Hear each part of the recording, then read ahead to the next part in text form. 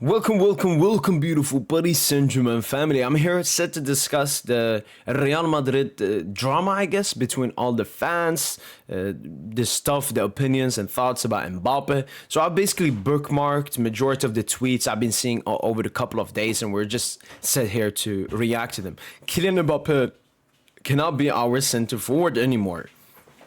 And they're talking about his movement. I remember this clip. Carreras, a bit fortunately, goes past like 2-3 Liverpool players and puts a good ball into the box. And Kylian Mbappe was just sitting here and waiting outside of the box. And for me, as a Paris Saint-Germain supporter, this is not surprising. I saw this especially towards the latter end of Kylian Mbappe. If anyone remembers the clip of Vitinha running with the ball, Mbappe not getting the ball, Messi gets it, and Mbappe just becomes mad. That's basically Mbappe. He doesn't want to play the football which the team wants to play. He doesn't want to do what the teammates expect from him. He want to do what he wants, and he wants everyone else to do what he wants for him. So Mbappe wants the ball outside of the box so he can put the curler inside of the top corner. If he doesn't get the ball, he's not going to make the run inside of the box. And this is the similar thing a lot of Madrid fans are talking about. He'll take us to the promised land, mark my words. And my issue with these accounts, it's I don't even think this is a Madrid fan, this is an Mbappe fan, and he's saying he will take us to the promised land, basically talking as a Madrid fan,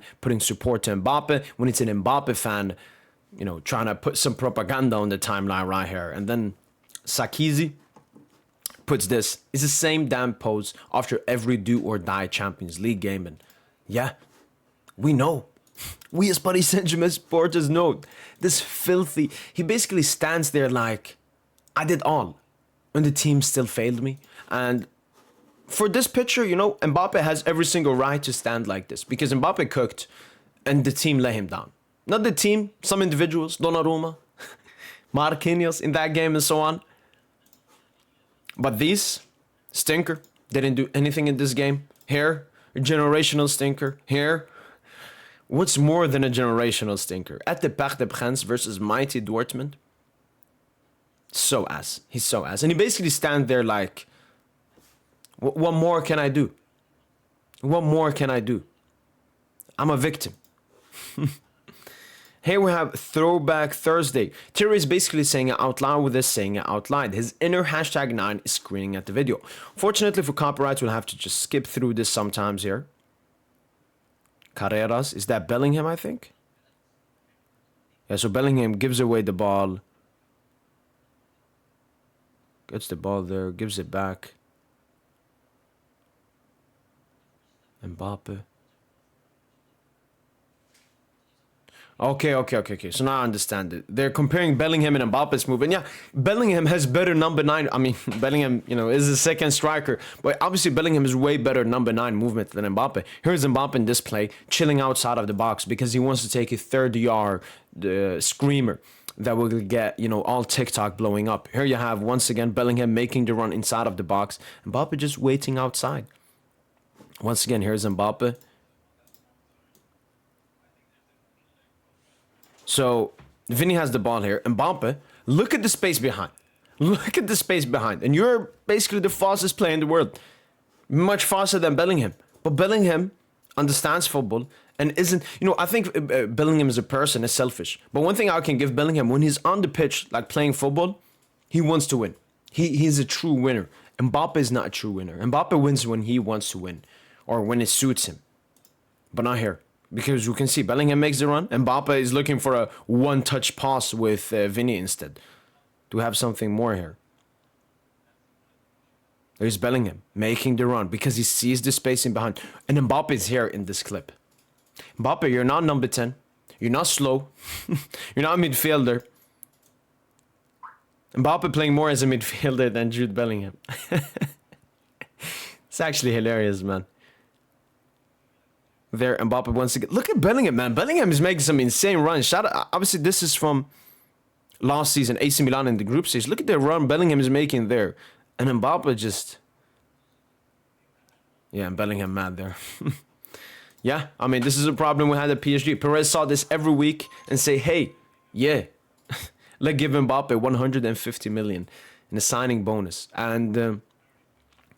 you know what? You can somewhat compare the Mbappe signing to somewhat Messi signing, where the signing is more than football. I'm not comparing Mbappe when Madrid signed him to Messi when we signed him, but it's more than football. You know, Paris Saint-Germain had a really functioning front three. We had Angel Di Maria, Neymar Junior, and Kylian Mbappe. And Di Maria, despite his age and, you know, his athleticism going down, he was always working hard on the pitch. So it was a very functional three. Mbappe didn't press that much, but Neymar and Di Maria pressed well enough where it was a functioning footballing attacking three. Di Maria still had pace, still could cook people on the wing, wanted to hold the width, whilst Messi wanted to go more inside where Neymar usually was. So the Messi signing from a footballing perspective didn't make sense. And I see similarities here. You had Rodrigo, Vinicius, Bellingham, a really balanced front three. And you know, these are players that can sacrifice themselves for the team as well. You know, we've seen Vini play as a striker of his mind. We've seen Vini play as a right winger. We've seen Rodrigo play on the left, play on the right, play in the center. We've seen Bellingham played in different positions and so on. Obviously, maybe he's not that versatile, so it hasn't really suited him that much. But all of these players put the team above. They had great chemistry, both on and off the pitch. And obviously won the UEFA Champions League. So yeah. It was more than just Mbappe. It was, first of all, Mbappe, just Kylian Mbappe with the number 10 shirts at Real Madrid. Marketing-wise, is absolutely huge. Second of all, Perez had been going after Mbappe for 5 years and didn't want to accept an L. And Mbappe also wanted to come, like, badly. So, yeah, it was a stupid decision. And I'm very happy Madrid fans are now open about it. I saw this, like, only way this season can be turned around, Mbappe ACL. I mean, this just shows how, I mean, at least this person and 294 people that like this post, that they're heated than Mbappe. What do we have here? Okay, so here, I think this is potentially the Carreras clip. No. So we can see Camavinga wins the ball here. McAllister. Bellingham starts driving. Mbappe. Is he playing? What's that Vardy celebration he did against Germany? What's that celebration called? I don't know. When you stand still. Honey, money, money. Okay, now he starts running. He wants the ball at his feet. And this is the issue. Because I remember this problem at Paris Saint-Germain, where a lot of previous football legends, French football legends, told Mbappe, you're not Neymar. Don't try to play like Neymar. You're not Neymar. The thing with Mbappe, he became so insecure by that every single game he wants to prove to people, I can play as a number 10. No, Mbappe, you cannot play as a number 10. Play to your strengths. Ronaldo, for example, had insecurities with Lionel Messi. But I never saw Ronaldo try to play a game that he's not. You know, he was the best at tapping in balls in, I don't know, 17, 18. That's what he did. He did what he had to do to win the games. And that's, I think, the main difference between Mbappe and Ronaldo is that winning mentality. Mbappe wants to win, as every single person in the world wants to win. But is Mbappe doing what he needs to do to win? No. Ronaldo did everything. Squeezed out every single thing he could do to win Madrid those UEFA Champions Leagues, to do whatever he could with Portugal, to do all of that. Even if he failed, that's not the problem. What we clearly saw from Ronaldo was the effort. He always puts in the effort. Mbappe?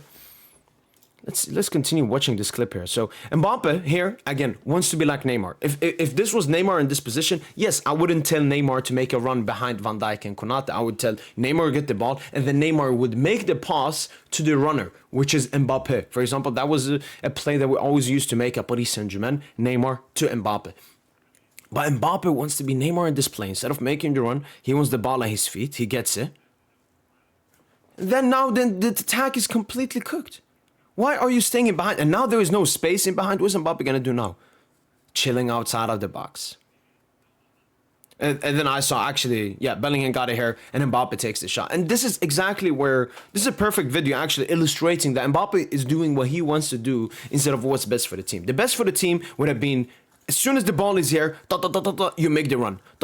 You make the run. He would occupy both Van Dijk and Konate in this position. Vini starts making his run. He maybe has a 1v1 versus Bradley. Jude Bellingham can feed him the ball. But Mbappe instead wants to do what he wants to do instead of what the team wants to do. And now here we have a clip, I think, showing what Mbappe should have done. And you can see Joselu You know, he's not the quickest, but he's a striker. He knows what his role is. He is dragging the two defenders alongside with him, which Mbappe could have done, and that leaves Rodrigo with all of the space. Obviously, in this position, it was a 3 defenders instead of 1, but Vini would have been in a 1v1 versus Bradley, and that's why you want to put him in. And obviously, Rodrigo scored from this action. And we have another one. I think this is the same clip. Yeah, this is the same clip. Challenge found one player in history who negatively impacted Real Madrid as much as Kylian Mbappe, level impossible. Yeah, I don't think so, because the thing with Mbappe, it's not just Mbappe. First of all, is the money. You have spent a lot of money for Mbappe. You're paying a lot of wages, which obviously means you're not be able to buy other players and strengthen the squad in other areas. And obviously his effect on the pitch has been abysmal. Mbappe doesn't make runs. So these are clips from Mbappe fans where he's made runs. I mean, when people say Mbappe doesn't make runs, it doesn't mean he never makes runs. It means he doesn't make runs. He doesn't make enough runs. 60% of the potential runs he can make, he could make. But these Mbappe stands and Mbappe defenders, they so weird. This is obviously to do with Vini, which indirectly has to do with Mbappe now. The trust between Vini and Alonso is broken. And obviously we shouldn't completely blame this on the Mbappe signing. This is Vini not being able to control himself ever since last season, ever since losing out on the Ballon d'Or, ever since Mbappe joining. More bad news for Real Madrid. Kylian Mbappe box presence runs versus Rayo Vallecano. So this is a comp from an Mbappe fan trying to show that Mbappe was making runs into the box and just wasn't found. And once again, this is the issue I have with Mbappe fans. They're bringing up some clips here from a Rayo Vallecano game to defend Mbappe when, you know, the game where Madrid fans got really mad was the Liverpool game where they saw Mbappe didn't do that much. And it's about the big games. And I think this is the issue with Mbappe.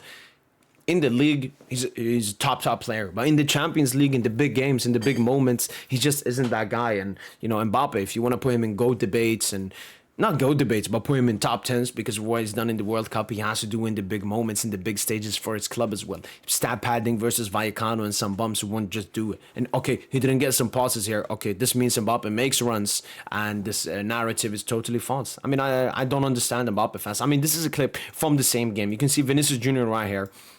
Again, it's so many defenders, but Mbappe can do anything here. Mbappe can go to the right side. Mbappe can drive centrally. Mbappe can look for a 1-2 with Vini. Mbappe can go to the same side to try to overload it. Mbappe can do anything. What does Mbappe do? Doesn't make himself available. I mean, actually, it's a bit hard, but maybe Vini could have fed it there. But no, Mbappe just, he's like, you know what, go Vini, go fuck yourself, Vini. Go lose the ball. I don't care. And now Vini's just laughing. Mbappe. This has to do, obviously, with more stuff.